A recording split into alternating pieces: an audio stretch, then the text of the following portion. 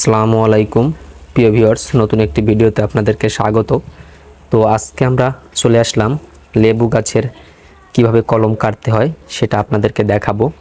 অনেকে কমেন্ট করেন লেবু গাছের কলম কাটতে পারেন না বা কাটলেও কলম হয় না, শিকড় হয় না। লেবু গাছের কলম কিভাবে গুটি কলম করতে হয়, গুটি কলম করা শেখাবো। তো ভিডিওটি আজকে একটু বড় হবে, স্কিপ না করে পুরোপুরি ভিডিওটি দেখতে থাকুন। অবশ্যই কলম সম্পর্কে জানতে পারবেন এবং পরবর্তীতে আপনি খুব সুন্দরভাবে লেবু গাছের কলম করতে পারবেন। তো কলমের জন্য প্রথমে একটি নিতে হবে মাতৃ ডাল। মাতৃ ডাল বলতে যে ডালটা আপনি কলম কাটবেন, উপযুক্ত একটি ডাল কিন্তু আপনাকে নিতে হবে। তো এই যে এটা হচ্ছে উপযুক্ত ডাল, আমি মনে করি এটা একটা উপযুক্ত ডাল। তো উপযুক্ত ডাল আপনারা কিভাবে চিনবেন? এই যে দেখেন, হালকা হালকা সবুজ, আবার হালকা হালকা এই যে বাদামি রং, হালকা হালকা সবুজ, হালকা হালকা বাদামি রং, মানে একেবারে ডালটা বাড়তি যে মানে বয়স বেশি হয়ে গেছে সেটাও না, আবার যে একেবারেই মানে কচি ডাল সেটাও না। ডালটা মাঝ বয়সী হতে হবে, হালকা বাদামি রঙের আর হালকা সবুজ রঙের। তো এরকম ডাল আপনারা বেছে নেবেন কলম করার জন্য।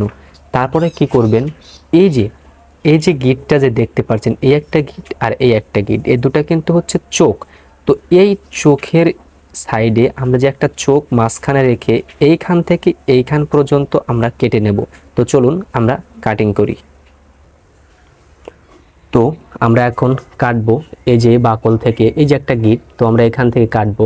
প্রথমে সুন্দর করে এরকম আমরা ব্লেড বা কোনো ধারালো অস্ত্র দিয়ে, ধারালো ছুরি দিয়ে এরকমভাবে দুই সাইডে এই গিটের বরাবর, মাঝ গিট বরাবর আমরা কেটে নেব।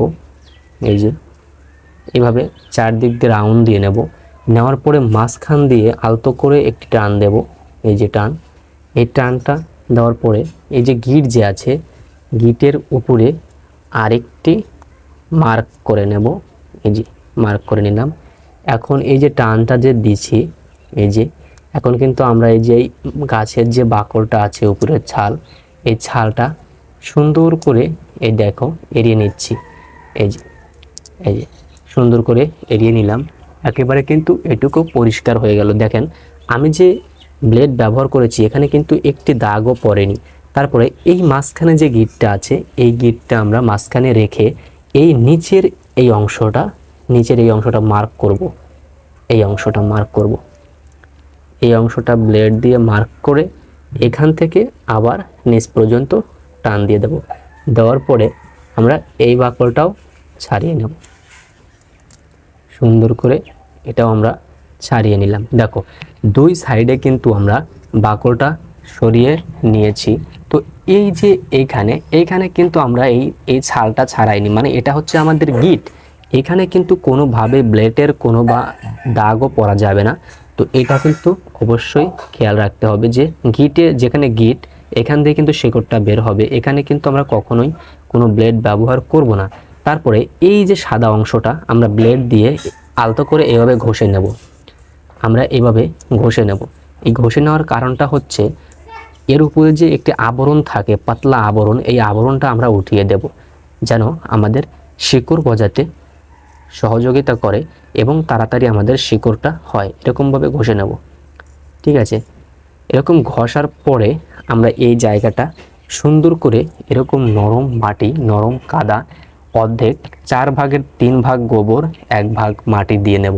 দিয়ে নেওয়ার পরে সুন্দর করে আমরা এই মাটিটাকে এই যে এইভাবে ব্লেড দ্বারা মাঝখান দিয়ে এভাবে কেটে দেব।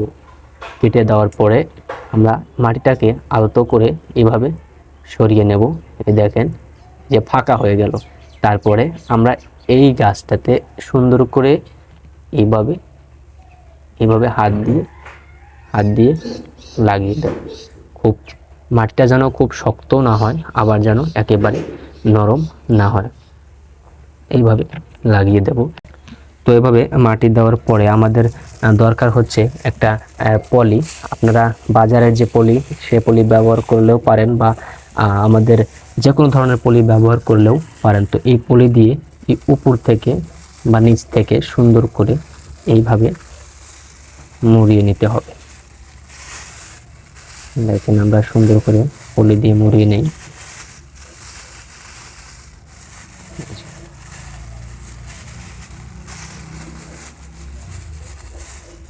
পলি দিয়ে এরকম মুড়িয়ে নেওয়ার পরে উপরে একটা রশি দিয়ে সুন্দর করে বাঁধন দিবেন, আর নিচে একটি বাঁধন দিবেন। এই যে আমাদের একটা পলি আছে এখানে, আমরা এখন নিচে একটা বাঁধবো।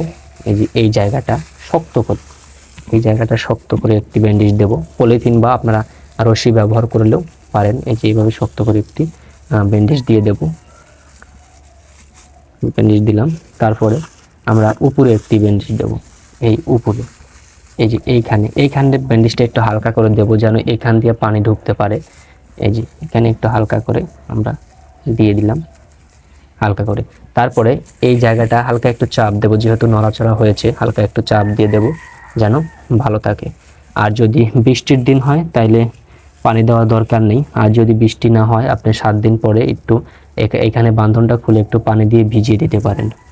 তো এটা হচ্ছে আমাদের গ্রাফটিং এখানে কিন্তু শেষ। তো আজকে আমরা গ্রাফটিংটা খুলবো। আসলে আমি 2-1 দিন পানি দিয়েছি আমাদের এই গ্রাফটিংটা খুলে, মানে আমরা যে ব্যাটানটা করেছিলাম এটা খুলে আমি পানি দিয়েছি 2 দিন। তো আজকে 25 দিন পরে আমি খুলবো আমার এইটা। আমি এর আগেও খুলেছিলাম 7 দিন আগে পানি দেওয়ার জন্য, আর এখন 25 দিন পরে খুলতেছি। ভিউয়ার্স দেখেন কি সুন্দর শিকড় কিন্তু বের হয়েছে। এই যে 25 দিন পরে আমাদের লেবু গাছের, আপনাদের দেখিয়েছিলাম যে আমাদের লেবু গাছের যে কাটিংটা, আজ কিন্তু 25 দিন। দেখেন কি সুন্দর শিকড় বের হয়েছে, অসংখ্য শিকড়। যে কত বড় শিকড়, এটা এখন আমি শুধু মাটিতে লাগাতে দেরি, কিন্তু ওর গাছ হতে বেশি সময় লাগবে না। মাটিতে বোনার সাথে সাথে, রোপণের সাথে সাথে ও সুন্দর এবং সুস্থভাবে বেড়ে উঠবে। আর এটা কিন্তু কিছুদিন পরেই ফল ধরবে। মানে ওর মাঝে এই যে বড় গাছটা, এই গাছে যখন ফল আসবে ওরও কিন্তু তখনই ফল আসবে, কারণ বাত্তি ডাল আর এটা হচ্ছে কলমের চারা।